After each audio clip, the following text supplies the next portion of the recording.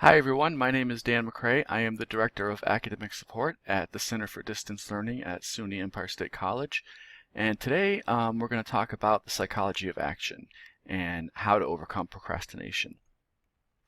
So procrastination is one of those things where it's a big problem for a lot of people, and because it's such a big problem, there's a lot of research and literature in why we procrastinate, how we procrastinate, and more importantly, how to overcome procrastination. So today we're going to talk about some of the new research that will help us understand why we procrastinate, and also some powerful techniques that have come out over the last few years that can help us go a long way towards overcoming procrastination. Procrastination is one of those things where when you understand the mechanism of how we procrastinate, that alone can be a powerful way to overcome procrastination. And also the techniques that they're coming out with, I think, are really powerful and can help a lot of people overcome procrastination. So we're going to talk about that today. So procrastination is a problem for a lot of people. Like I said, at least 15 to 20% of just people in general are chronic procrastinators. And when you talk about college students, that number jumps up to 85%. So it's a huge problem for college students. I think, in college there's just a lot more opportunities to procrastinate, so I think that's one of the reasons. And the problem with being chronic procrastinator is that procrastination can develop into a habit. And if it develops into a habit, there are all sorts of negative consequences from that. The research shows that people who procrastinate on a regular basis have lower achievement levels, they have lower grade point averages, they have a lot more negative feelings, so they feel depressed and anxious, stressed out a lot more. They report more health problems, so they get sick more often, they go to the doctors more often. They also report more relationship problems and also financial problems. So when procrastination becomes kind of a habitual way of dealing with things, it can really develop into a problem for people. So that's why learning how to overcome procrastination can become such an important thing. So one of the things I think that's really helpful to start with is to define procrastination. So Pierce Steele, he's a researcher into procrastination. His definition of procrastination is that it's the voluntary postponement of an intended course of action despite having the opportunity to act and expecting to be worse off as a result of the delay. Peter Gollwitzer, who is probably one of the most foremost researchers into procrastination, and he's a psychologist out of NYU. He defines procrastination with 4 criteria. So you have to meet each one of these 4 criteria in order to be procrastinating. So the first thing is you have to be committed to a goal. The second thing is you have to have the opportunity to act on a goal. The third is you have to expect to be worse off later if you don't do the action. And then the fourth thing is you have to voluntarily decide to put the action off. So as Timothy Pitchell points out in his great book, Solving the Procrastination Puzzle, number 2 is really the key here. You have to have the opportunity to act on the goal in order for it to be procrastination. So sometimes, in life, we have lots of obligations. We might be going to school, we might have children, we might have a family, a job, a lot of other responsibilities that we have to deal with.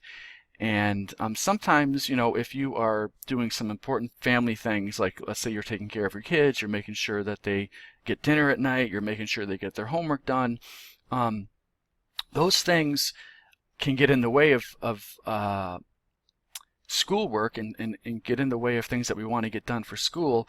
But because those things get in the way, it doesn't mean that you're procrastinating. You're actually doing something that is an obligation that you have to do in order to take care of your children. So that's not really procrastination. And sometimes when we have these kind of obligations, whether it's family or work, and it can get in the way of some of the other important things that we want to do, like a paper or studying for a test or reading a chapter in our textbook. That's we can beat ourselves up about that, but it's not procrastination. Procrastination is when we have the opportunity to act. And when we don't have the opportunity to act because we're doing some important obligation, that's not procrastination. So that's important to remember.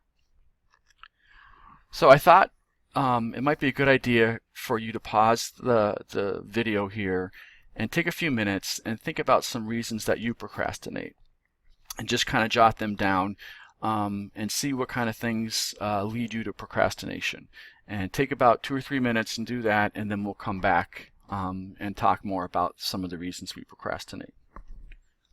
Okay. All right, so hopefully you've come up with some reasons why we procrastinate, and there are tons of reasons that people procrastinate, and you could spend a lot of time going through books and research, articles about why we procrastinate and the reasons we procrastinate. And I think I tried to narrow down to 5 main reasons that we procrastinate.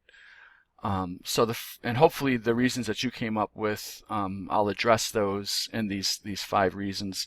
If I don't, you can send me an email and let me know, and we can talk more about it through email, and see if there are some other things that that I can help you with. So there are 5 kind of main reasons that we procrastinate, I think. The first one is poor metacognition, and this has to do with how we make predictions and how we make judgments, and sometimes the predictions and judgments we make aren't very accurate, and they're not very good judgments. And procrastinators tend to have very poor predictions and sometimes make pretty bad judgments. And so that's what metacognition is about. Metacognition means that we're thinking about thinking. And so when we make a prediction about how long an essay is going to take to write, that's metacognition. And procrastinators tend to make mistakes when they do those things. So we'll talk more about that as we go along. The second thing, which is kind of related to metacognition, is poor prioritization.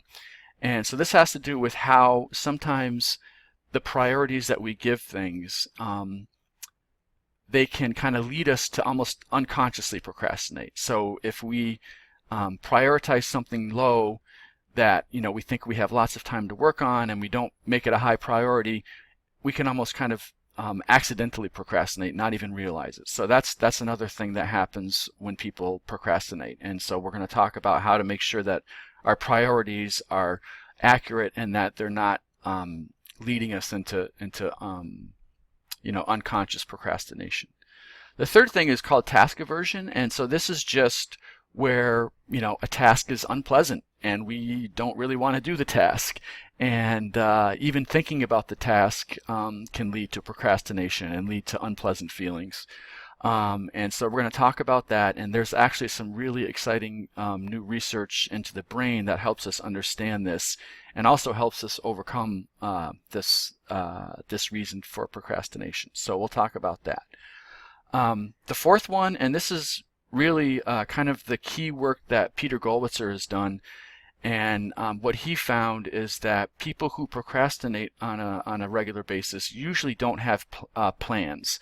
And so his term for plans are implementation intentions, and we'll talk more about that, and we'll talk about how to make sure that we have implementation intentions so that we don't procrastinate.